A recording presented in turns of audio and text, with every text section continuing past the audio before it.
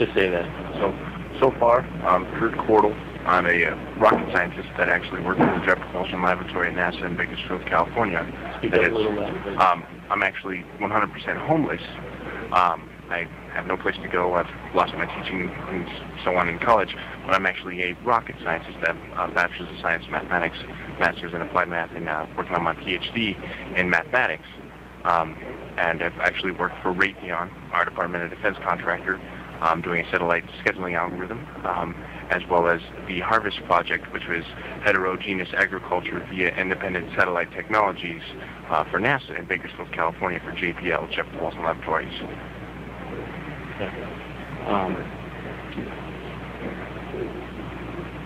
When did you, I don't know where to start, I got so many questions. Okay, when did you lose your job at NASA?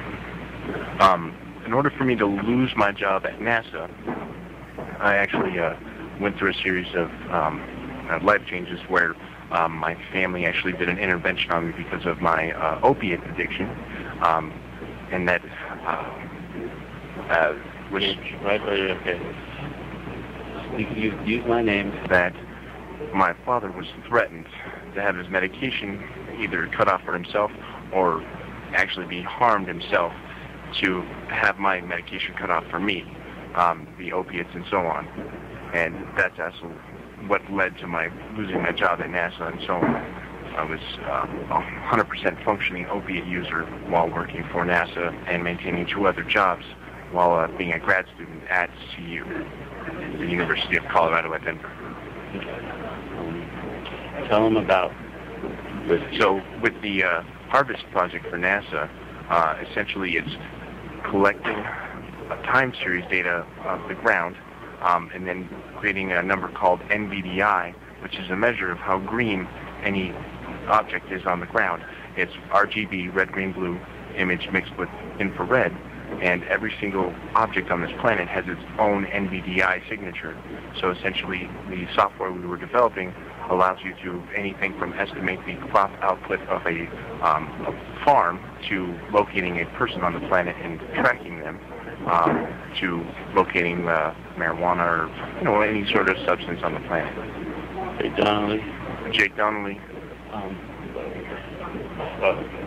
I had the feeling that I discovered something NASA did not want me to. Jake Donnelly has a feeling, presumes that I discovered something that NASA, doesn't necessarily want me to know, or is threatening to their overall control or capacity. He is almost certain that I'm the mind control victim. The CIA program MK Ultra that he's referring to. Right. Say the big things, like this really. Okay, so recently I got done with the 185-day stay over at the Provo State Mental Institution because I was considered incompetent to proceed. I was lacking the intelligible character to protect myself in the court of law, whereby at that time I actually called the Federal Bureau of Investigation field office from the mental hospital and actually am recorded stating that I would take a 30-06 or a 30-30 and be the one to finally, take out Obama for the rest of us. Well, we don't know. I do not remember saying. However, I do not recall actually stating anything like that. I would later play the recording of me actually stating such facts as I was interviewed by the Secret Service at Provo State Mental Hospital. I was actually visited there by the Secret Service and then threatened that if I ever do so again, I will be subject to federal custody and moved to a federal prison. So you were psychologically manipulated while in there. That's what I think happened. So while being housed within Provo State Mental Hospital, as well as Fort Logan just prior to that, Jake Donnelly presumes that that was a location where NASA would have the ability to remove such memories, through whatever method they may have used. I do actually have some short flashbacks of being in a hospital room, was feeling at lights with surgeons around me, It's a, brief flash, but that would be the location where, it's actually removed or altered. Okay. This is good. This is good. Yeah. It's, my information online as a real rocket scientist can be obtained by putting in quote marks, quote, K-U-R-T, space, C-O-R-B-L-E, quote, and you will see my name as published with the Jet Propulsion Laboratory, NASA in Bakersfield, California, on their website, NASA's website, for lead researcher, working with Caltech, so I'm obviously intelligible, as well as the satellite scheduling algorithm I published for Raytheon on the University of Colorado at Denver's website. These are, just known facts to back up my actual character as to who I am. I'm also a full ride Chancellor's Scholar to CU while maintaining a 4.0 GPA. I'm actually a 4.0 all the way across the board. Until my events with my father actually taking away the opiate medications that he had already been, that he had very willingly given to me since I ever asked for them, since I originally started taking them. How long before you started working for NASA was your father illegally supplying you with your medicine?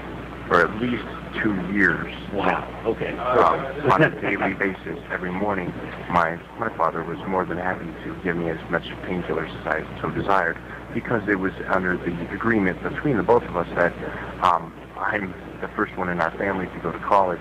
I'm maintaining 3 jobs. I'm in graduate school. I'm about to get married. I'm extremely intelligent. I'm running the Math Education Resource Center for CU. I'm actually the one teaching your college students and giving them the acupuncture to place students into college. I've gotten several students into Harvard, Yale, UCLA. I also took my linear algebra from MIT, Massachusetts Institute of Technology. Quite accomplished. However, all of this came to a very, very, very quick end as soon as my family did the intervention and the medication for withdrawal. How long were you working for NASA? How long have you had your job before your dad allegedly decided to cut you off from your necessary medication that he knew you needed? Okay, so less than 8 months into the project for NASA, did all of a sudden my father deemed it necessary that that he informed my mother that I was taking painkillers and thence losing my ability to have the medication I needed to function at the time. Did your mother do you think your mother, is she educated about opiates? Does she know what happens when an opiate user doesn't get what they need? Does she know? Does she just think you're using them to be irresponsible and get high? Does she? Unfortunately, my mother and family altogether was 100% ignorant to the consequences of withdrawing. Except your father. Except my father. Who adopted you. Who also is actually my stepfather. Okay, so he loved you. Why would he wouldn't really want to do that to you? He Jake's very loving, father. And, Jake presumes that, given my circumstances and his position in my life, how could he possibly ever make that choice? Without someone threatening his own well-being or that of our entire family. If he was still alive, I bet. With absolute certainty, I now know for an absolute fact, beyond a shadow of a doubt, that as a professional, as a scientist, I'm an accomplished researcher, and I'm actually a research assistant, an RA. I'm absolutely certain that the human body and memories, every aspect of our being is able to be manipulated either through some sort of biomechanical mechanism. Basically we're essentially a ghost in a shell, just like the example of being that my consciousness is not unique to this body. In other words, there could be other bodies looking through this eyes at the same time. As I'm just a passenger in this vessel. Whoa. Do you think these bodies looking through your eyes right now, or did this to you, or do you think this is something we all have right now? As simple as a sleeper.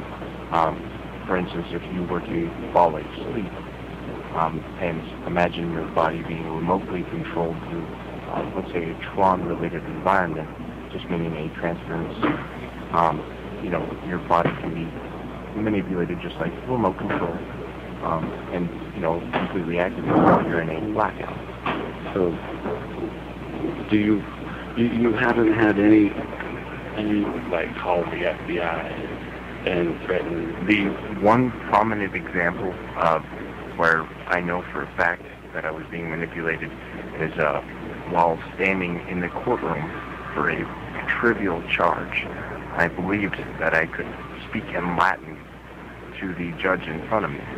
I actually am recorded in a courtroom stating words that I believed were Latin, that since he is a judge, he should obviously be fluent in Latin, that I was communicating with him and just him alone.